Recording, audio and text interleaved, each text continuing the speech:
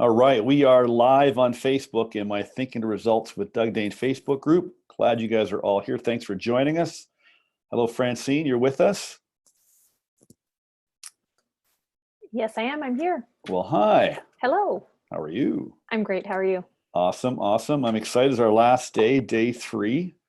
It's cool too because we've been reading Think and Grow Rich in my 6 a.m. club. And anyway, it's just been cool to be studying this while I'm doing this series and preparing for it.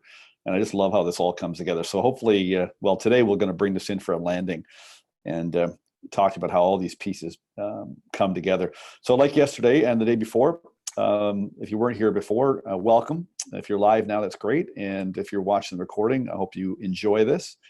Francine's going to be here watching the comments and questions in the comments of the Facebook group. And we'll be putting a couple things up there as well. So keep an eye on that. And at the end, I'll stick around for some questions or any comments or any discussion we want at the end. And let's dive right into it. Okay, Francine, so thanks for being here. Let's do it. All right, let's go. All right.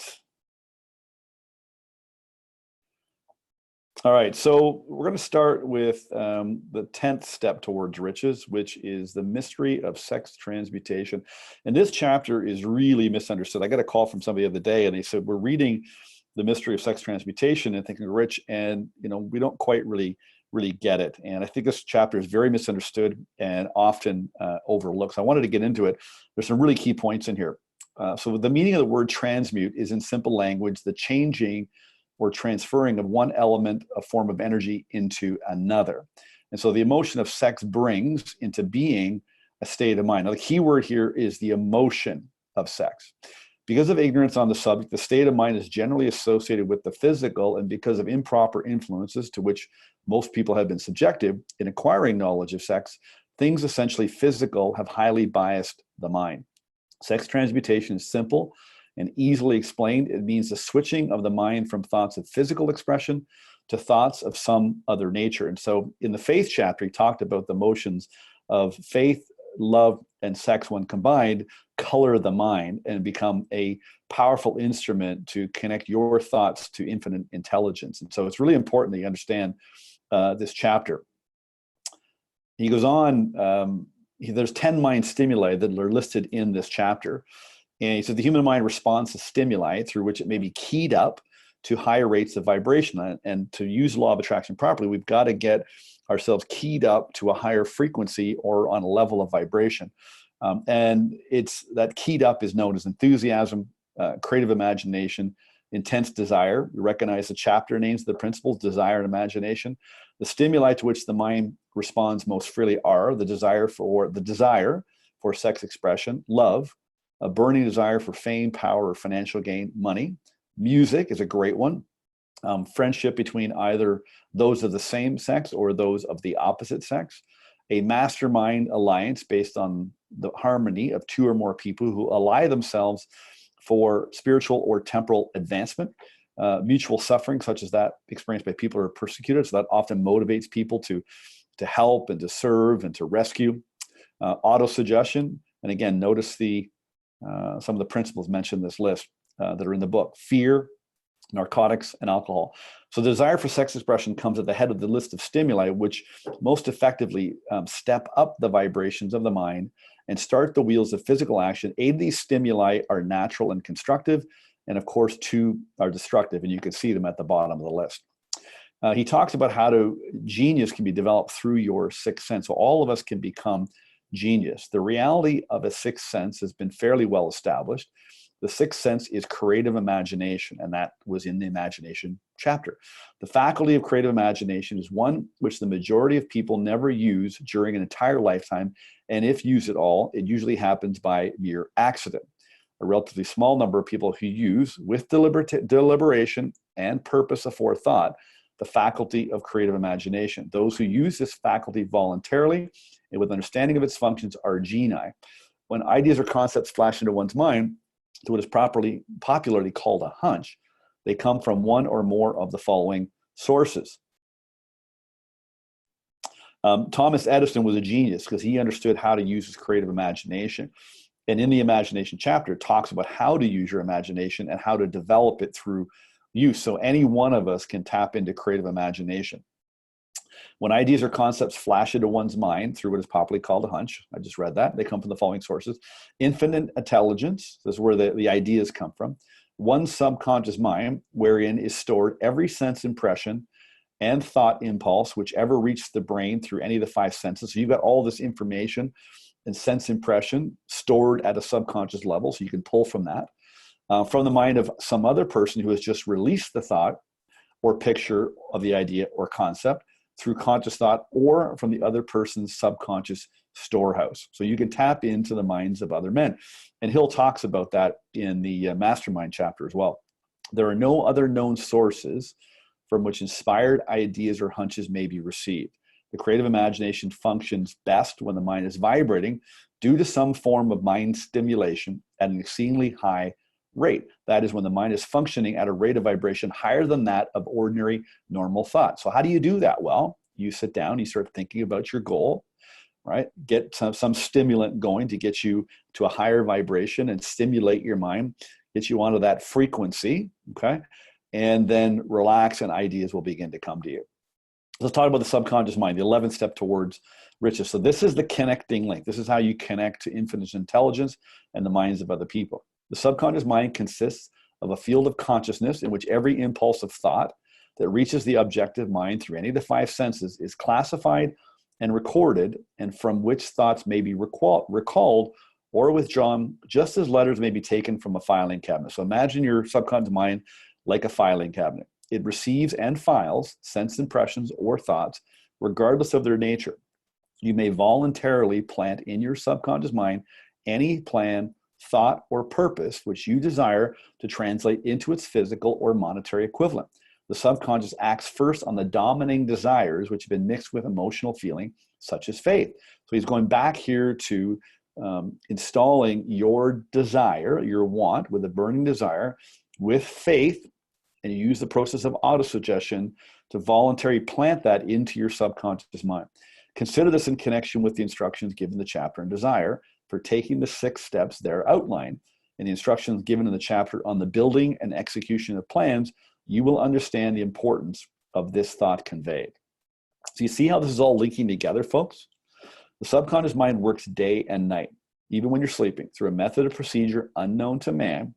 The subconscious mind draws upon the forces of infinite intelligence for the power with which it voluntarily transmutes one's desire into their physical equivalent, making use always of the most practical media by which this end may be accomplished. So your subconscious mind goes to work, especially when you're sleeping, and it comes up with ways and means to get you to the goal and at the most practical way that the end can be accomplished. You cannot entirely control your subconscious mind, but you can voluntarily hand over to it any plan, desire, or purpose which you wish transformed into concrete form. Read again instructions for using the subconscious mind in the chapter on autosuggestion. So he points you back to autosuggestion again. Remember, we talked about that the first day. He said, read this chapter aloud every night until you become thoroughly convinced and your mind becomes saturated that the principle in this chapter is sound. Okay, so autosuggestion, autosuggestion, autosuggestion, repetition of affirmations, of orders to your subconscious mind. I keep quoting that from the autosuggestion, the faith chapter.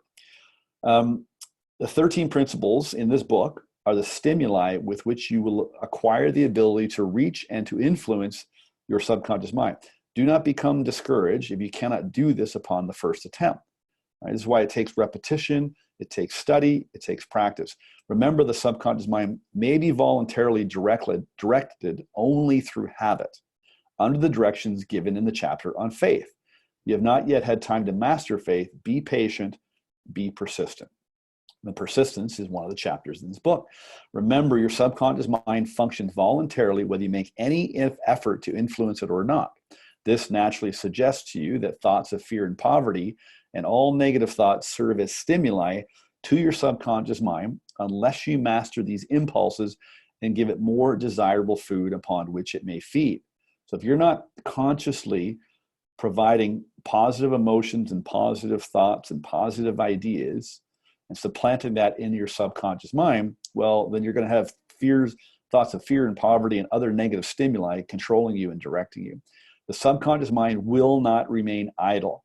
If you fail to plant desires into your subconscious mind, it'll feed upon the thoughts which reach it as a result of your neglect. He's got desires in capital here. So this is right from the book. Okay. What's he pointing back to? He's pointing back to the very first principle, desire.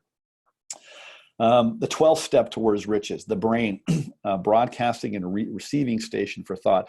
And your brain and your subconscious mind work together much like a radio. This is a picture of actually Marconi, who invented the radio. And when he first discovered that he could send the sound of somebody's voice through the air, his family had him locked up and checked into an insane asylum. They thought he was going crazy.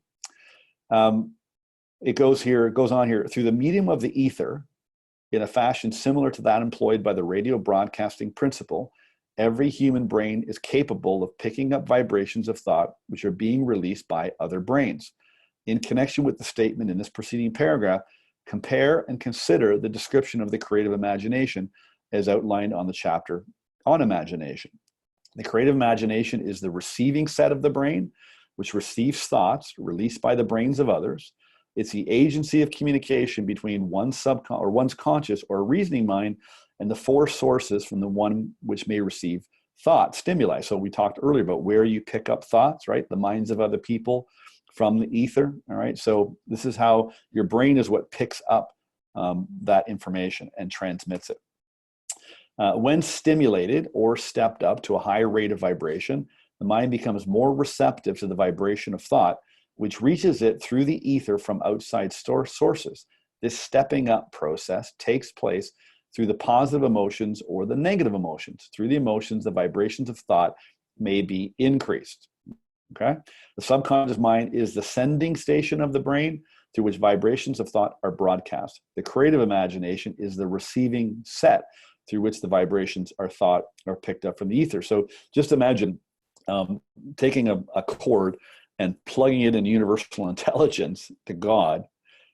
That's the connection between you and your universal intelligence. Okay, that's the sending station, your subconscious mind. And it's your brain that is the receiving set through your creative imagination. So once you get plugged in and connected, you're connected to the power. It's just like my computer is plugged into the wall here. There's electricity in the wall. All I got to do is just plug in and the power flows to my computer. It's the same idea, same concept. Let's talk about the last principle. I love this quote from Einstein. Intuition does not come to an unprepared mind. What does he mean by that? You need to develop your mind. You need to study and really understand what's in this book and how to put all these pieces together. Okay, so you can tap into your intuition. The sixth sense is the door to the temple of wisdom. He said here, the 13th principle is known as the sixth sense, through which infinite intelligence may and will communicate voluntarily. This principle is the apex of the philosophy. Look up that word apex. This principle is the apex of the philosophy. So autosuggestion was the keystone, a stone in the arch of the entire philosophy. And this principle is the apex of the philosophy. Look that word up. You'll see what I mean. The sixth sense is that portion of the subconscious mind which has been referred to as the creative imagination. It's also been referred to as the receiving set through which ideas, plans, and thoughts flash into the mind. The flashes are sometimes called hunches or inspirations. And we've all gotten them, folks, okay? You've all gotten hunches and inspirations. You get these great ideas, but the problem is we don't act on them. We don't make a decision because we're afraid. We don't know how it's going to happen, okay? So you're all getting these hunches and inspirations at some point throughout your day, throughout your week, during your life. No matter who you are or what may have been your purpose in reading this book, you can profit by without understanding the principle described in this chapter. So you can still profit by receiving hunches or inspirations even without understanding this chapter. This is especially true if your major purpose is that of the accumulation of money or other material things. So he wraps up this book. It's called How to Outwit the Six Ghosts of Fear. He says, take inventory of yourself as you read this closing chapter and find out how many of the ghosts are standing in your way. And here they are: fear of poverty, fear of criticism, fear of ill health, fear of loss of love, fear of old age, and fear of death. And in the beginning of the chapter, he opens it by saying, before you can put any portion of this philosophy into successful use, Your mind must be prepared to receive it.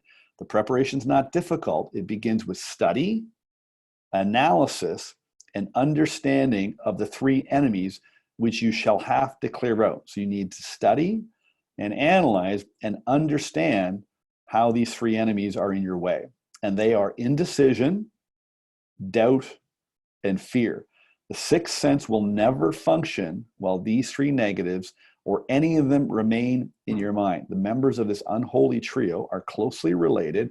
Where one is found, the other two are close at hand. Okay? If any three of those remain, and it starts with indecision. Indecision is the seedling of fear. Remember this as you read. Indecision crystallizes into doubt. The two blend and become fear. The blending process often is slow. This is one reason why these three enemies are so dangerous. They germinate and grow without their presence being observed. Now, I just want to read one more thing in here. I love this chapter. It's so, so powerful. It's at the very beginning. He says here, do not be deceived by the habits of these subtle enemies. Sometimes they remain hidden in the subconscious mind where they're difficult to locate and still more difficult to eliminate. So if you procrastinate, you get an idea, a hunch, something you want to do, something keeps coming up for you. I want to do this, I want to do that. And you keep putting it off for whatever reason. I don't have the time, I don't have the money, when the kids are older, when the kids are done school, when. If you put off something, an idea, and you start to think about it, and you start to reason with it, use your reasoning mind, what causes you to create doubt. You start thinking like, oh, I probably can't do that, and this might happen, and that might happen. And what they do is they crystallize to become fear. And he goes on here, he says, where does it go? Hang on a second. Where did it go? I thought I had it highlighted.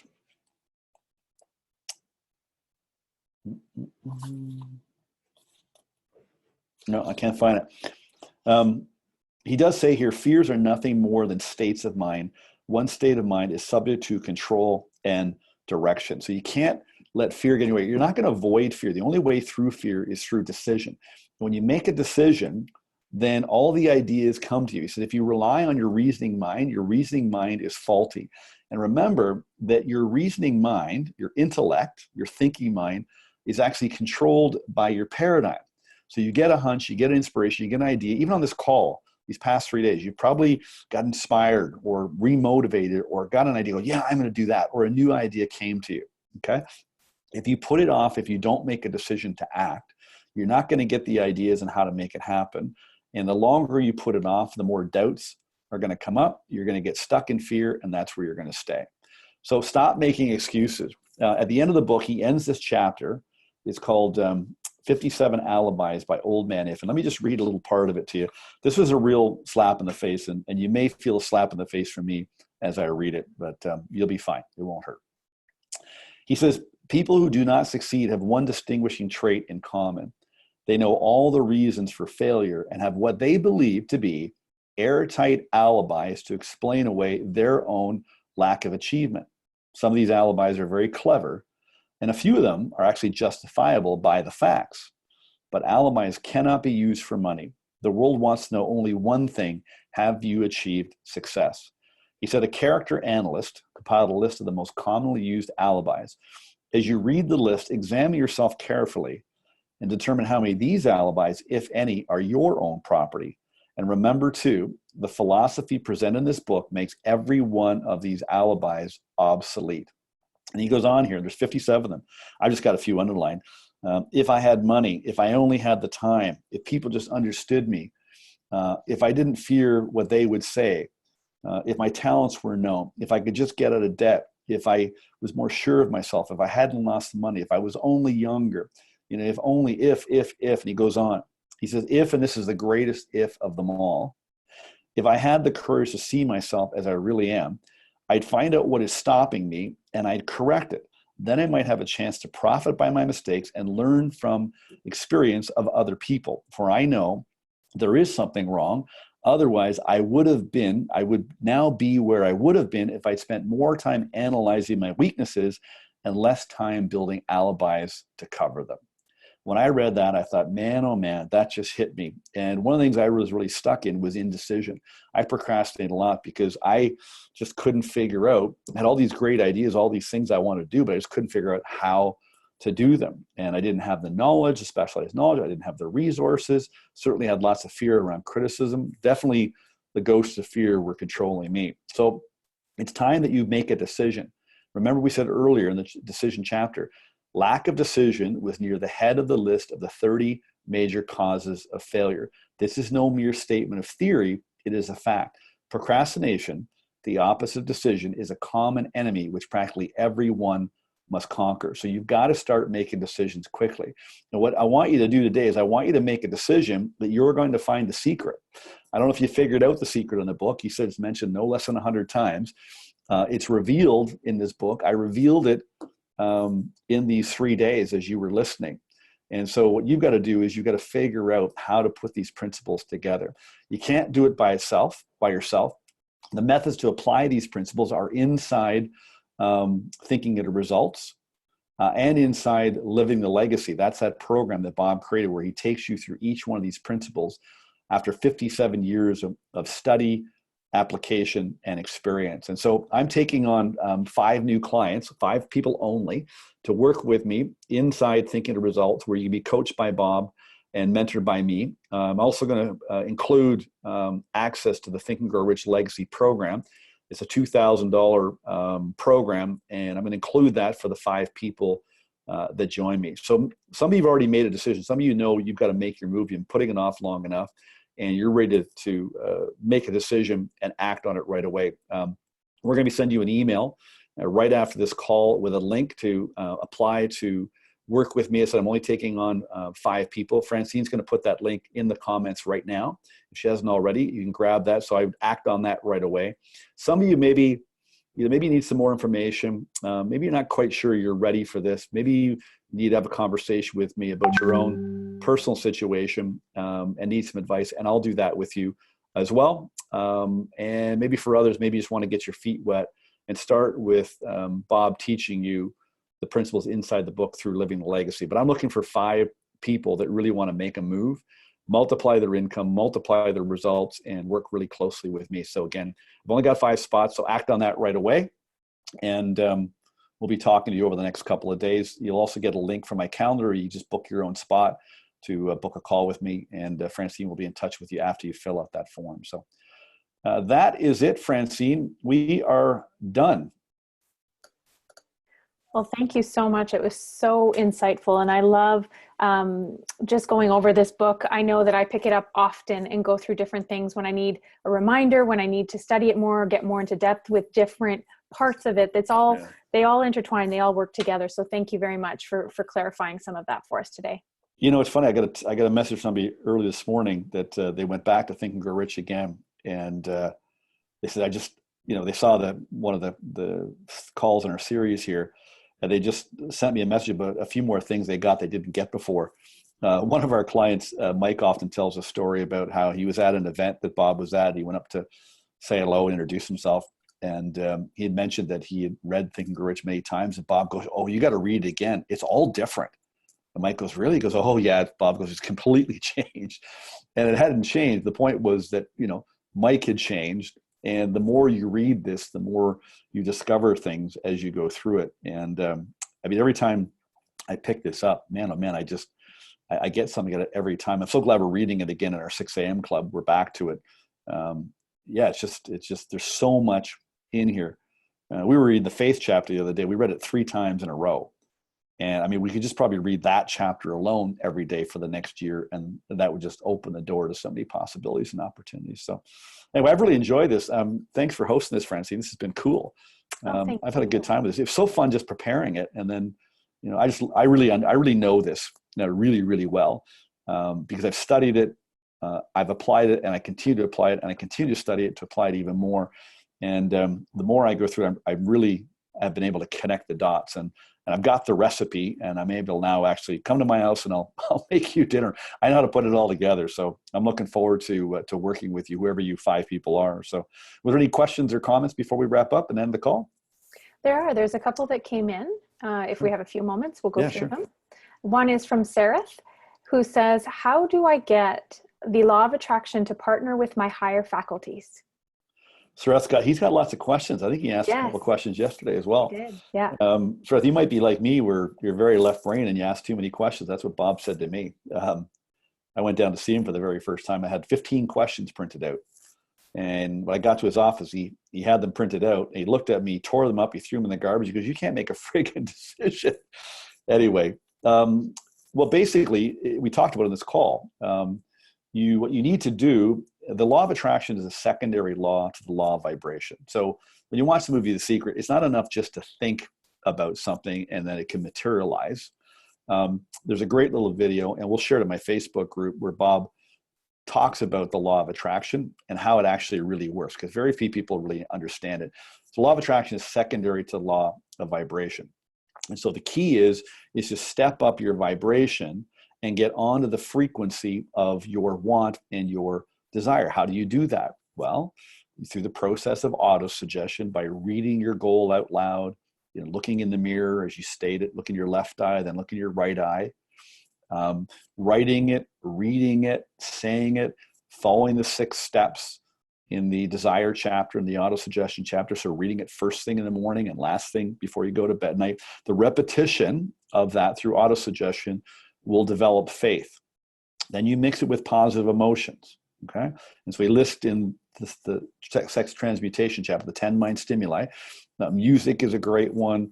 He gives you a list of ways to stimulate your mind. So if you get the picture of your goal onto the screen of your mind, you step up the vibration because you're now on that frequency, and then you let your mind, your subconscious mind, go to work. And so through just simply closing your eyes and just listening, relaxing and letting your mind do the work, you will start to connect ideas. Writing out questions. So what I do is I read my goal, I put some music on, I visualize, I get onto that frequency, and then I'll write a question out. And very common question for me is, what are ways that I can get to my goal? What can I do today to move closer towards my goal? And you become a magnet. You magnetize yourself. And like a magnet, all the molecules have to be lined up in the correct way, pointing in the right direction to be magnetized to attract things to it. And so your mind works the same way. So you magnetize yourself, you line up your molecules, if you will, by getting crystal clear on the picture of your want, your desire. And again, you've got to have faith. You have to have belief. And so to do that, again, it's all back to auto-suggestion. People always ask me, so I get parking spots wherever I go. Generally always out front.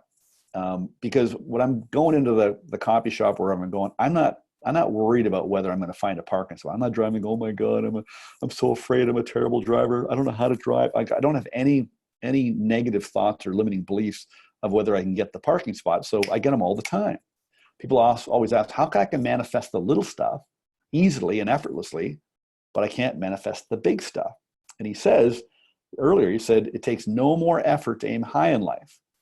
Well, it's the same thing. It takes no more effort to attract to you things of a positive nature. The difference is, and Bob explains it, that the law of attraction actually responds to your paradigm and your self-image, not to the want or desire. So if your goal or desire is in conflict with your want or in conflict with your paradigm or your self-image, then you're never going to attract the things to you to get there. You may eventually, but it's going to take you a long time.